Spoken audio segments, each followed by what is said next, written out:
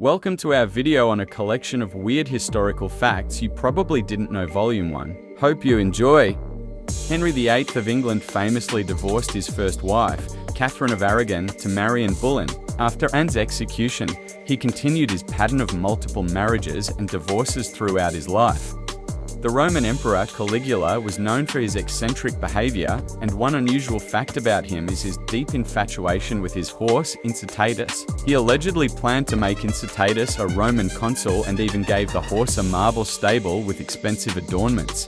In an effort to modernize Russia, Peter the Great introduced a tax on beards in the early 18th century. Men who wished to keep their beards had to pay a fee as a symbol of embracing Western European fashion.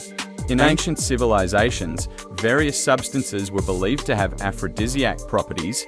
For instance, the Greeks used a mixture of honey and dried animal testicles, while the Romans believed in the stimulating effects of ground-up crocodile hearts. During the Victorian era, women who exhibited signs of anxiety or restlessness were often diagnosed with hysteria. Doctors used pelvic massage to treat this condition, a euphemism for what is essentially the early use of vibrators. Priapus, the Greek god of fertility and sexual desire, was often depicted with an exaggerated, erect phallus. In ancient times, people worshipped him, and his statues were placed in gardens as symbols of protection and prosperity. In ancient China, a strange beauty practice involved binding young girls' feet to achieve the desired lotus foot look, resulting in deformed and painful feet for the rest of their lives.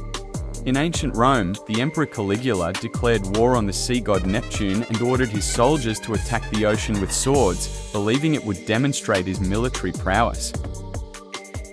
During the Renaissance, some wealthy individuals kept cabinets of curiosities, also known as wunderkammers, filled with strange and exotic items from around the world, such as rare animal specimens, fossils, and artifacts.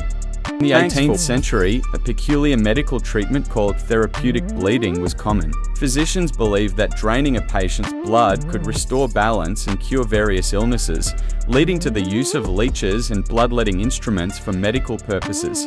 In the 17th century, the infamous tulip mania in the Netherlands led to tulip bulbs being traded at astronomical prices, sometimes even exceeding the value of houses, before the market eventually crashed, resulting in significant financial losses for many investors. In the 16th century, an unusual remedy for various ailments involved using mummy powder, a substance made from ground-up mummies. It was believed to possess healing properties and was even consumed by some as a medicinal treatment. In ancient Rome, people used a unique form of toothpaste made from urine. The ammonia in urine was believed to have teeth-whitening properties. During the Renaissance, artists used a color pigment called mummy brown, which was made from ground-up Egyptian mummies. It was eventually banned due to ethical concerns. During the 17th century witch trials in Europe, some accused witches were subjected to a bizarre swimming test. If they floated, they were considered guilty of witchcraft. If they sank, they were innocent but often drowned.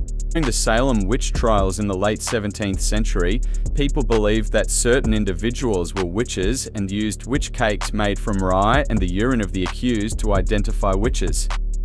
In the 19th century, a strange trend known as mummy unwrapping parties became popular among the elite. Guests would gather to witness the unwrapping of ancient Egyptian mummies, often causing irreparable damage to the artifacts.